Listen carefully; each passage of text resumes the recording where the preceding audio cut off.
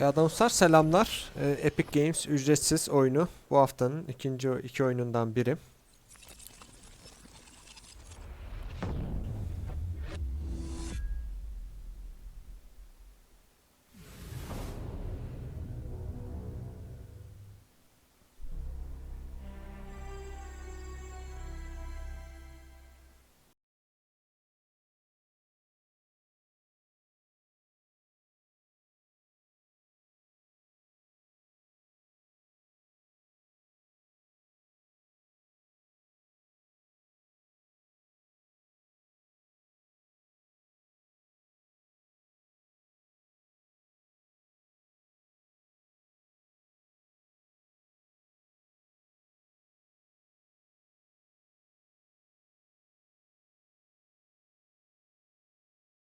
Ne olmaz.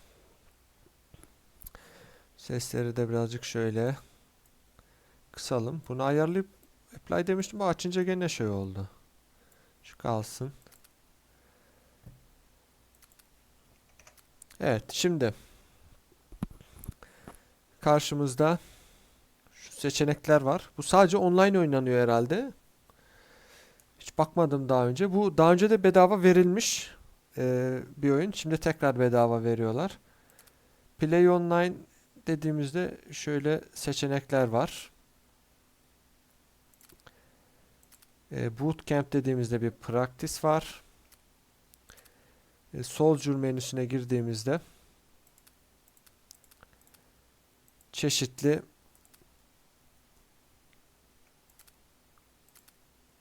tipler karşımıza çeşitli askeri tipler çıkıyor.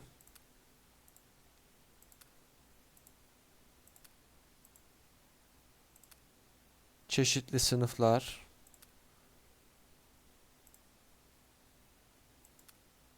Combat Engineer. Bayağı şey varmış ha. Commander. Radyoman. Combat Pilot. Transport Pilot.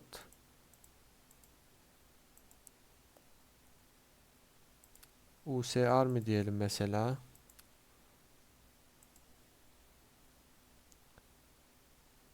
Bayağı seçenek çıkıyor. Normal Rifleman diyelim biz. Hmm. Diğer rolü ne olsun? Machine Gunner olsun ha. Şuradan çeşitli tiplemeler karakterimizi kostümize edebiliyoruz. Tabi bunlar zamanla açılacak tabi. DLC paketleri var. DLC ile çeşitli kostümizeler de sunuyor. Apply'de Stats şöyle bir özelliğimiz var. Level'imiz var. Classes hepsiyle öldürdüğümüz weapons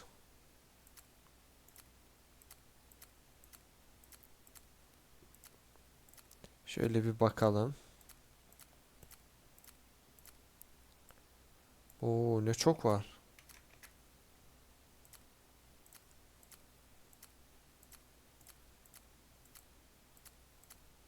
Oho, efsane. Sana bayağı silah çeşitliliği var. Tabii Vietnam yani.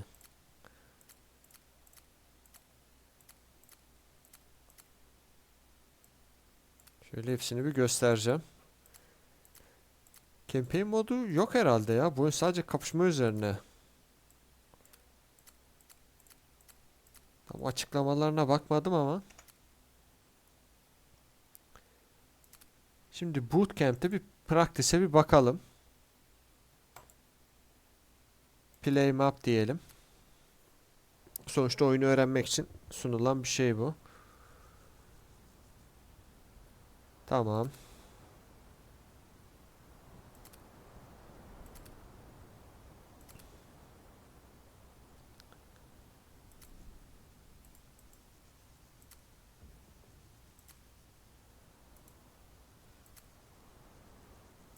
Şimdi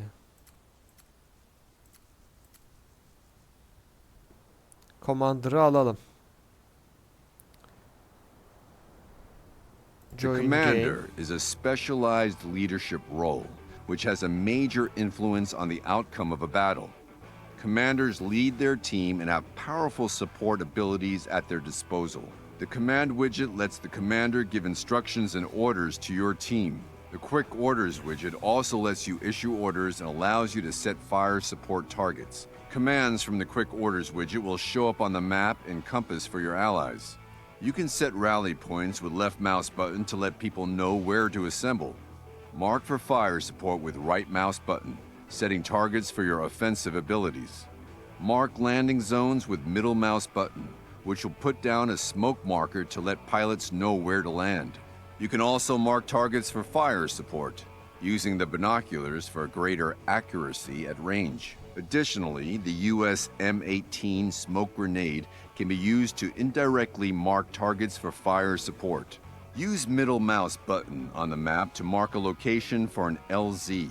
You can use this to let pilots know where they should land their helicopter. To activate your powerful fire support and other abilities as a commander, you need access to a radio, either in the field or from another friendly player who has the radio man role. Use this menu to activate your abilities.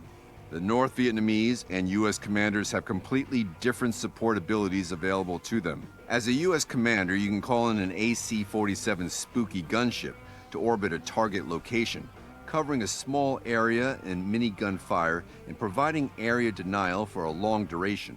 Aerial recon calls in a reconnaissance aircraft that will automatically mark enemy players on your team's overhead map. You must stay near the radio to continue receiving position updates. Artillery calls a number of high-explosive artillery salvos that strike the selected target area. The napalm strike calls an F-4 Phantom to drop 2 napalm canisters on the selected target. If you have multiple dead teammates waiting on respawn, the US commander can use N to deploy them instantly. This ability has a 2-minute cooldown and does not require you to be at a radio.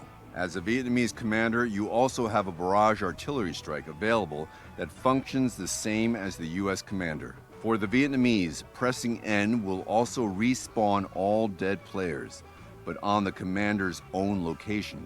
The anti-air SAM ability will automatically target US helicopters and aerial support planes with target-seeking missiles. The Ho Chi Minh Trail ability will cut the northern team's respawn time in half while active. The Northern Scout Recon ability will scour the map for enemy targets and mark them on the overhead map.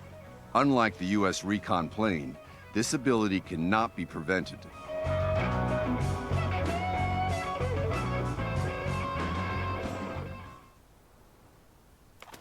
Ha, özetle ortalık karışacak diyor.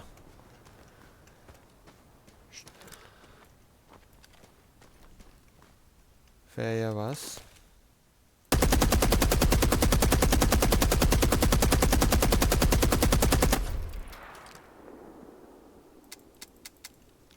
Değil mi bu? Bir de şunu deneyelim.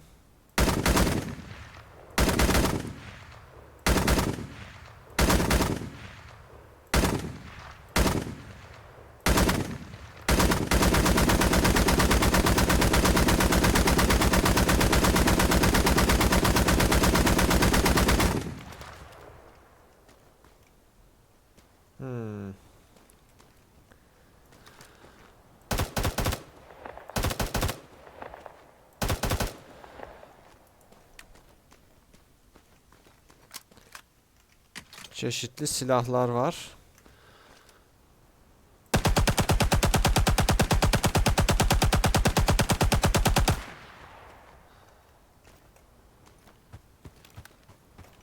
Shift'le koşuyoruz. Güzel güzel. Şöyle bir etrafa bir bakalım. M'ye basınca harita.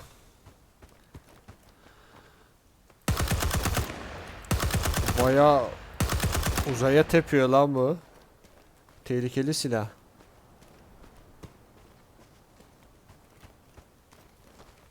CTRL ile şey yap.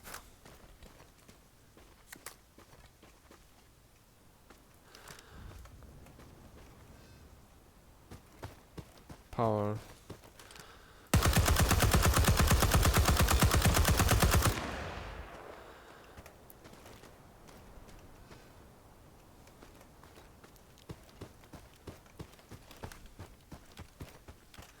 Hop, teklimizi de aldık. Şuraya bir çıkalım.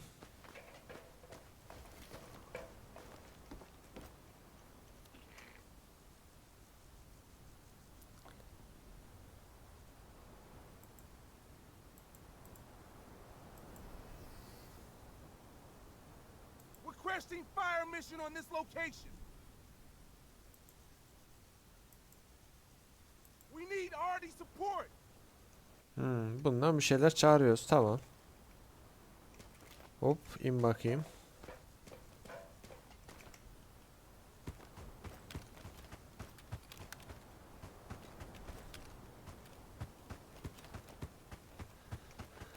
Silah sarmadı, çok tepiyor.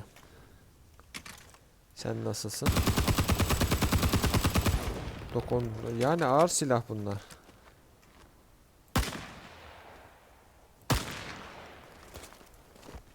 Space ile çıkılıyor.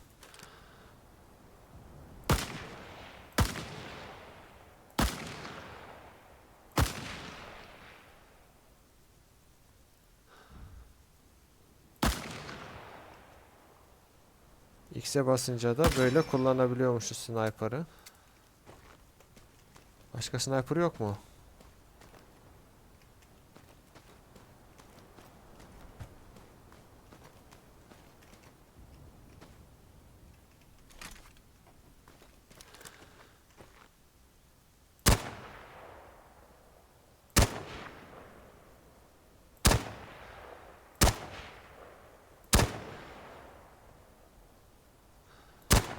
Oğlum bu ne kolsuzluk lan. Duran hedefi vuramıyoruz. Ama yukarı çok şey yapıyor bu. Değiş. Ya bunda o X olmuyor. Tabii yan şeyi yok. Başka.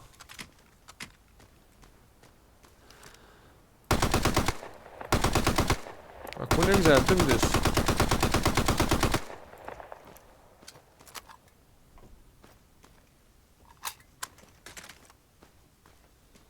Bu efsane lan. Var ya, lan bununla kontrol etmesi çok zor. Değiş bakayım. Tamam, başka bir şey yapacağız mı burada? Ne şey yapıyor anlamadım. Requesting fire mission on this location.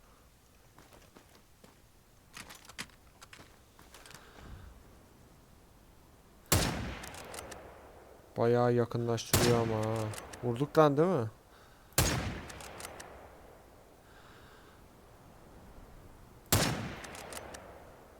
Bak X bunda da işliyor. Şunu da bir merak ettim. Heh. Bunda da X var ama böyle bakıyor.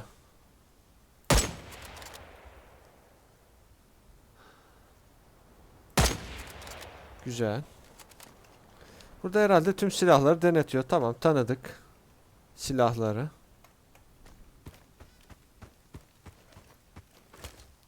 Dur bir ama şunu al.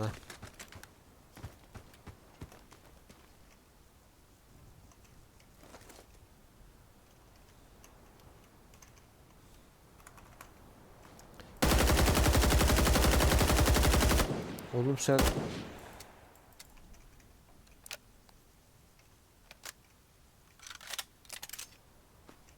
tamam, silahımızı da zulaladık.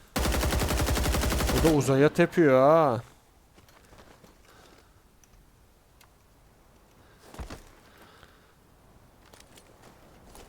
Şöyle bir atla yatalım. Tamam, bak böyle yatarken güzel, fena değil. Tamam, şimdi buradan bir çıkalım. Leave server. Yes. Bootcamp. Practice. Helikopter Rage. Bir de buna bakalım. Hangi silah karar vermek için güzel, bak bu pratikler hoşuma gitti. Combat pilot oğlum, deli misin ya? Şunu al.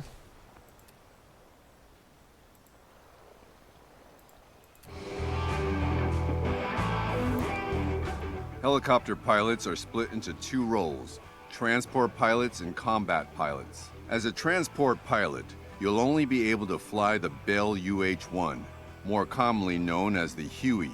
Combat pilots fly the OH-6 Loach, a reconnaissance helicopter, and the AH-1 Cobra attack chopper. To enter a vehicle, press F near it. You can change seats once inside using the number keys. Passengers in the Huey can use the door-mounted M60s by rolling the mouse wheel to man the gun. Once a pilot enters a helicopter, the engines will begin to spin up. Wait for them to reach optimum RPM before pressing space. This will increase your collective or lift, allowing the chopper to climb into the air. Now you'll be able to control your helicopter by using WASD. This will tilt you forwards, backwards, left, and right, giving you basic movement. You can also control this movement using the mouse. Using Q and E will allow you to yaw the helicopter using the tail rotor. This is useful for small movements, but is ineffective at high speeds. Press and hold Alt to unlock your mouse and let you look around the helicopter. Most controls are similar for all three helicopters.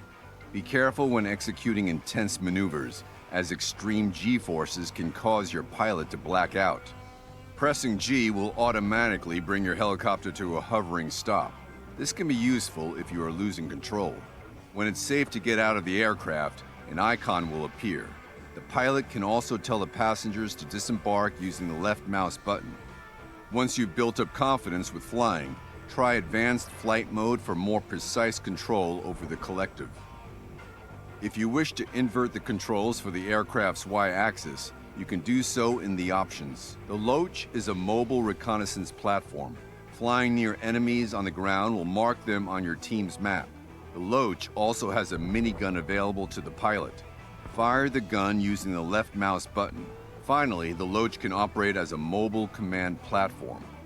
If the U.S. commander rides in the back of the Loach, they can bring up the overhead map with M to call in commander abilities, and they can mark targets by using the mouse wheel to lean out the window and left-clicking to mark artillery targets. The Cobra has two seats for pilots. The pilot in the rear seat flies the Cobra and can fire rocket salvos and a 20mm cannon with explosive ammunition using the left and middle mouse buttons. These explosive rockets can penetrate hard cover and are very effective for clearing defensive positions. The front seat is the gunner's seat. Here, you can roll the mouse wheel to man the targeting system for the turret-mounted grenade launcher and minigun at the front of the Cobra. Use left and middle mouse buttons to fire these armaments.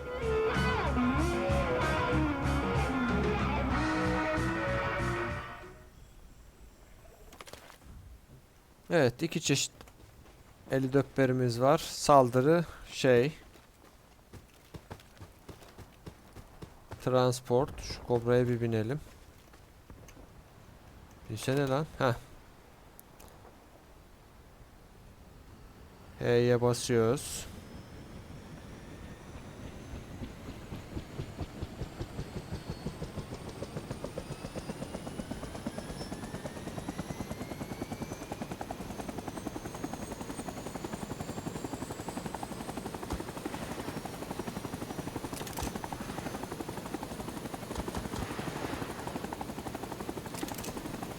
Bak, orta tuşla şeyleri değiştiriyoruz.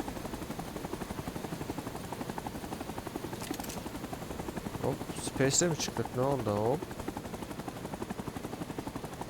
Oğlum zormuş lan. Şşt lan.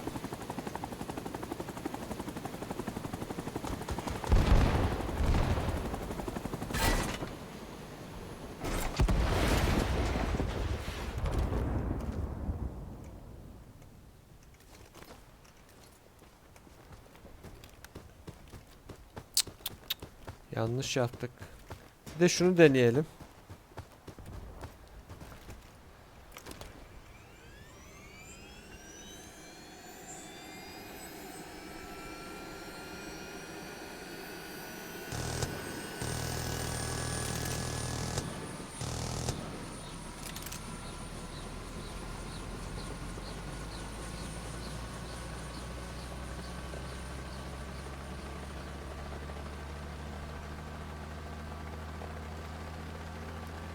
Tamam oğlum kalksana.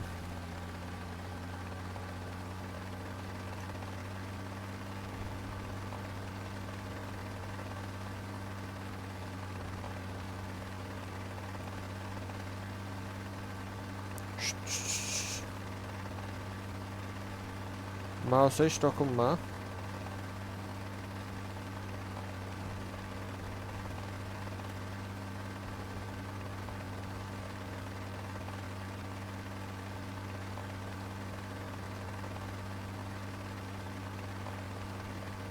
Oğlum zormuş ha.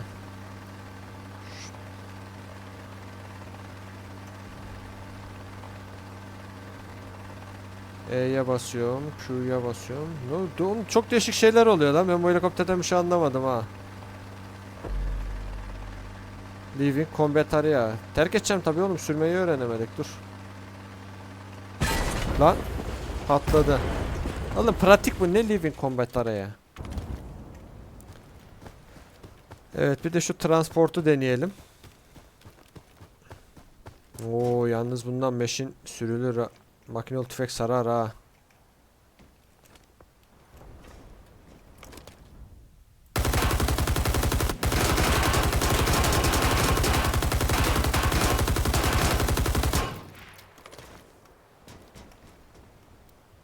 Bunda şey yok mu?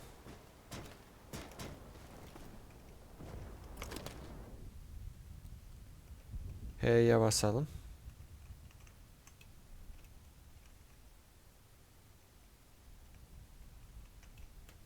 Çalıştırsana lan.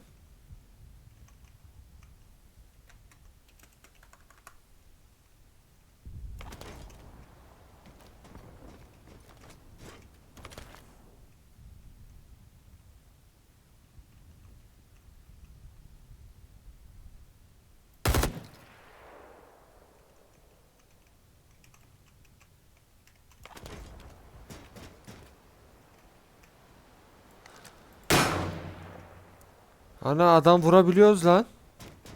Ayıp oldu şimdi ha.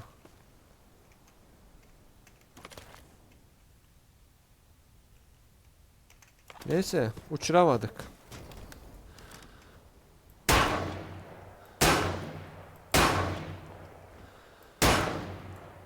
Uçursaydın oğlum ne yapayım şimdi?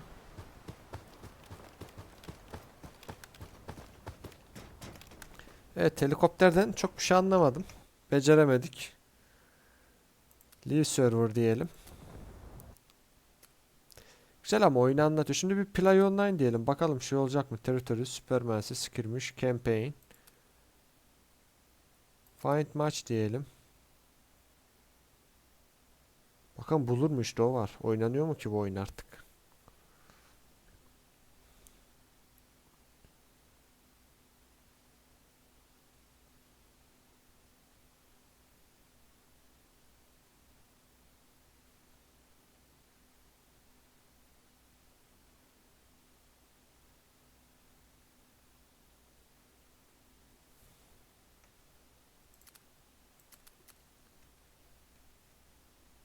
Ya oğlum şöyle bir şeye katılmak daha mantıklı değil mi ha?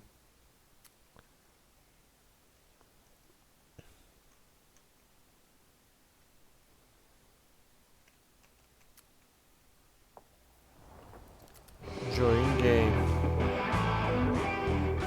In Territories mode, team objectives differ for attackers and defenders. This Bunu da mode is izleyek. designed for up to 64 players. As the attackers, your objective is to push forward through the map, capturing each objective or cluster of objectives. Once all objectives are captured, Şeye new benzemiyor mu objectives lan? will appear. Your goal is to Modern capture Warfare'deki all ground şeye. objectives. As the defenders, you need to prevent the attackers from capturing objectives and hold them off until the timer runs out. If you have two objectives to capture in one section of the map, you'll need to hold down both objectives to progress to the next section. Take note of your reinforcement count as well. Teams can run out of soldiers to deploy, which will also result in a loss for that team. If attackers fail to capture any objective for a certain period of time, a lockdown state can occur. Failing to capture an objective before the timer expires will result in victory for the defending team. Evet hadi bakalım. Defending'e geçecek. Seç birini işte, M16 olsun. Ready. Bu muyum lan ben?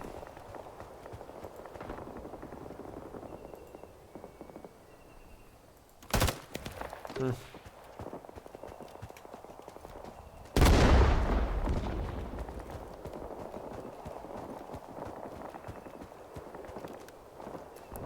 Grafik ayarları.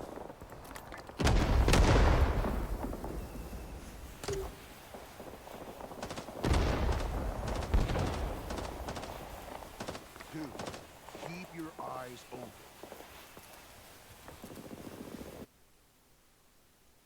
Restart the game diyor ama. Bak bu hoş olmadı. Dedim bir grafiklere bakalım ya, Allah aşkına. Demin oyun içinde grafiklerle oynamayacağız.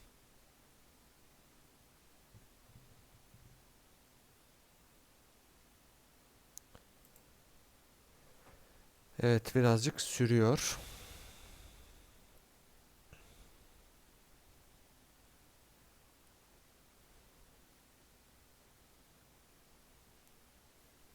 Yani altı üstü bir maç yapacaktık ya.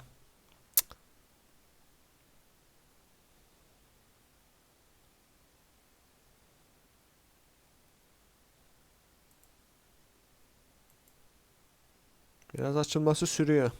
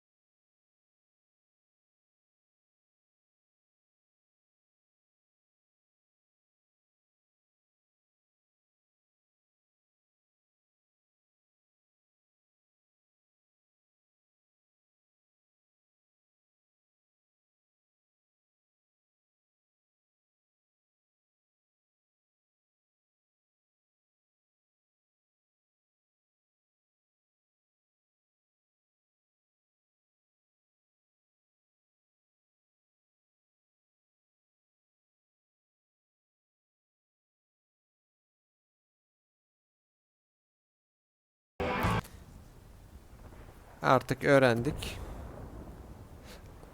Next, next, next, next. Bunlar zaten göstermiştin bana. Continue de. Ready. Hazırız, hazırız. Bir.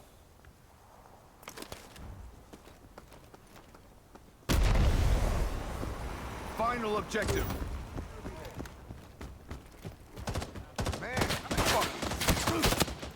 Ulan dur, daha oyunu öğrenmeye çalışıyoruz. At kafası.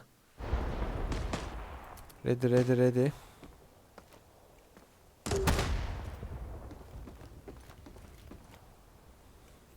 Niye bu kadar bekletiyorsun ki?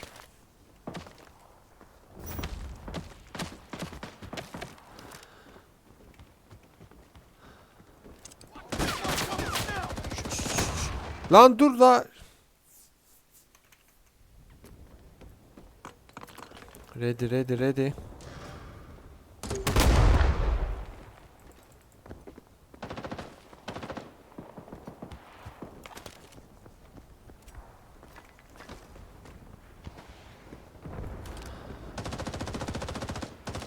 Come on, man. So close.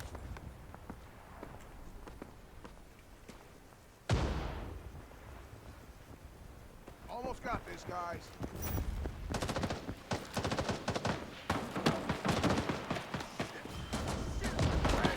Typical FNG, getting themselves killed.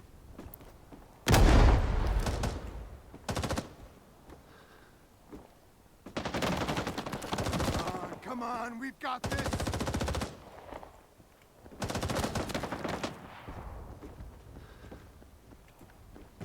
Securing the area. Stay away from that drone before you waste up.